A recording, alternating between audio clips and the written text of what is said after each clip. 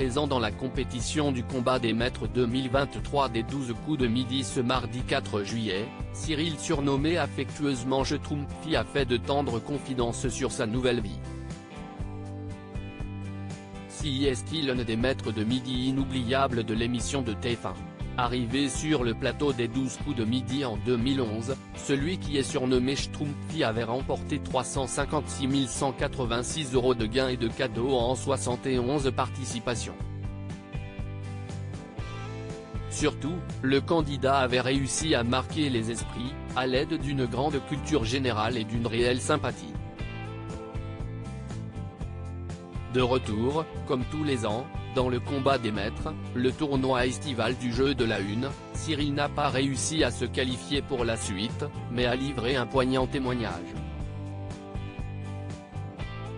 J'ai quitté mon job, Cyril dit Schtroumpfy, les 12 coups de midi, a déménagé et changé de vie battu par Stéphane, le grand champion de l'année écoulée. Lors du premier duel de la journée, Cyril a bénéficié d'un joli cadeau de la part de Jean-Luc Reichmann, les images de son premier passage. Dès la fin de cette petite vidéo, l'émotion est montée d'un cran du côté du candidat. Après le petit pépin de l'année dernière, on a décidé de tout changer, commence-t-il. Pour rappel, le concurrent avait raconté, lors de la précédente édition du tournoi des maîtres de midi, avoir fait un petit burn-out.